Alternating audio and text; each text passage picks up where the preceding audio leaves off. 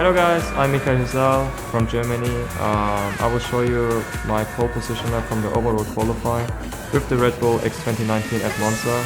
Approaching to Parabolica, just trying to nail the apex in the inside to have the best exit out of possible. As you can see here, the Red Bull tends to slide a little bit on the acceleration, but it isn't really that bad actually.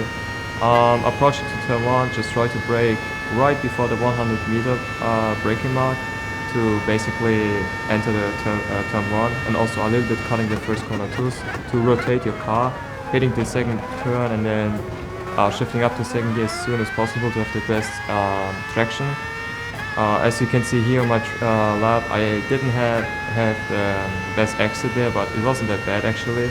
As for the upcoming corner, braking right before the braking mark again, and then just trying to clip in the curbs again to basically, how do you say it, sneak your car into those chicanes. As for here, braking right after the braking mark on the left hand side, shifting down to second up to third for the rotation, same for here. It's pretty important not to hit the how do you say, the grass on the left hand side, so that you will lose a lot of momentum there. As for Ascari, also trying to brake right after the 100 meter mark was it, I believe, on the right hand side, clipping the curb on the right hand side, but be careful, or basically be patient when you want to accelerate there, because if you are impatient then you will lose the car immediately.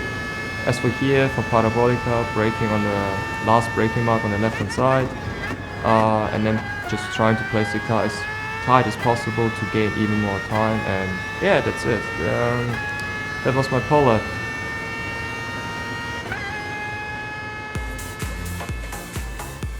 Make sure to watch the Nations Cup today, and yeah, just grab some cookies and enjoy the show.